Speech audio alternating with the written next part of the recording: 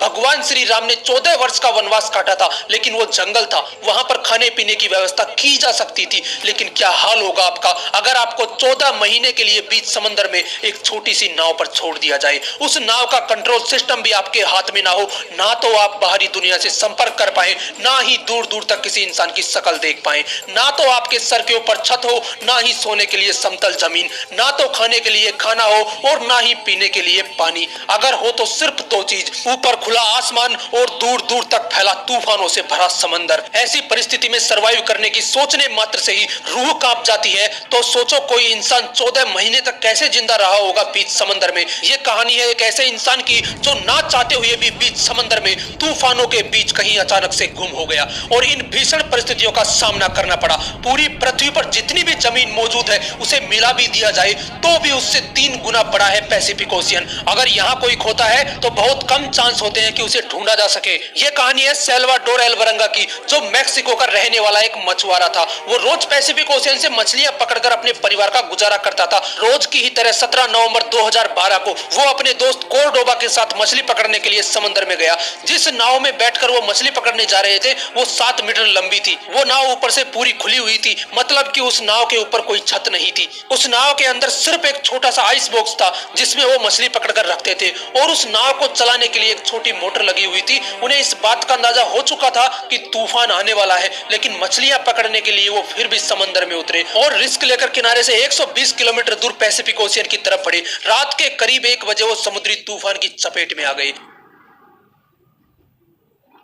मछली पकड़ने के लिए लगाए हुए जाल उन्होंने वहीं काट दिए और नाव को किनारे की तरफ दौड़ाने लगे। 6 घंटों तक लगातार नाव को दौड़ाने के बाद वो किनारे से 24 किलोमीटर दूर थे, लेकिन उस वक्त नाव को चलाने वाली मोटर ने भी काम करना बंद कर दिया। लेकिन नाव में लगा रेडियो अभी भी काम कर रहा था। उन्होंने रेडियो की सहायता से अपनी लोकेशन अपने बॉस को बताई। उनके बॉस ने उनसे कहा कि वो उन्हें लेने आ रहा है, लेकिन कुछ देर बाद ही उनके रेडियो ने भी काम करना बंद कर दिया। अब ना तो वो किसी से संपर्क कर सकते थे, ना ही अपनी नाव को कहीं ले जा सकते थे। उन्हें किनारे पर खड़े पहाड़ नजर आ रहे थे। वो किसी तरह अपनी नाव को किनारे की तरफ ले जाने की कोशिश करते, लेकिन विपरीत दिशा में चल रही हवा उनकी नाव को किनारे से दूर ले जाने लगी और किनारे पर दिखाई दे रहे पहाड़ धीरे धीरे दिखाई देना बंद हो गए। उनके बॉस ने उन्हें ढूंढने के लिए सर्च टीम भेजी। 4 दिन सर्च ऑपरेशन चला, लेकिन वो कहीं नहीं मिले और उनके बॉस ने हार मानकर उन्हें ढूंढना बंद कर दिया। और तब तक हवा का बहाव उन्हें किनारे से 450 किलोमीटर दूर ले जा चुका था। उस छोटी सी नाव को एक विशाल समंदर में ढूंढना बहुत मुश्किल था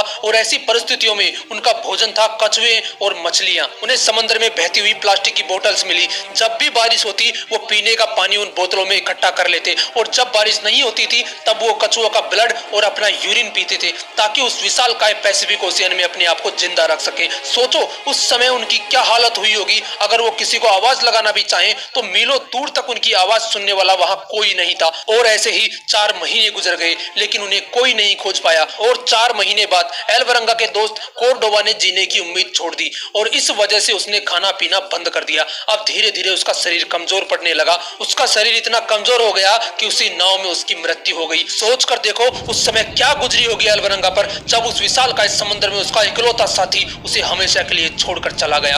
अब उस विशाल पैसिफिक ओशियन में एल्वरंगा बिल्कुल अकेला था। दोस्त की मौत के 4 दिन बाद एल्वरंगा ने भी जीने की उम्मीद छोड़ दी और सुसाइड करने के बारे में सोचा, लेकिन एल्वरंगा ने ऐसा नहीं किया और फिर से परिस्थितियों से लड़ने की सोची और सरवाइव करता रहा। लगभग 8 महीने बाद एक कार्गो शिप वहां से गुजरी। एल्वरंगा ने वहां से खड़े होकर इशारे भी किए, लेकिन नाव छोटी होने के कारण किसी का भी ध्यान उसकी तरफ नहीं गया और शिप सीधा निकल गया। महीनों से वो जिस घड़ी का इंतजार कर रहा था वो आखिरी उम्मीद भी उसके बहुत करीब से निकल गई। सोचकर देखो उस समय उस पर क्या गुजरी होगी। वो फिर से उसी समंदर में अकेला रह गया। 11 महीने के अंदर वो उसी छोटी सी नाव से 8000 किलोमीटर का सफर तय कर चुका था। इन 11 महीनों में उसने कड़ाके की धूप, कंपकपा देने वाली सर्दी और बरसात को सहा और फिर भी उसकी जंग जारी थी। आखिरकार 30 जनवरी 2014 को उसे पानी में तैरते हुए नारियल और आसमान में उड़ते हुए पक्षी दिखाई दिए। एल्वरंगा समझ गया कि जमीन कहीं आसपास है। एल्वरंगा को एक टापू दिखाई दिया। उस समय वो टापू उसके लिए किसी स्वर्ग से कम नहीं था। उसने तुरंत नाव से जंप लगाया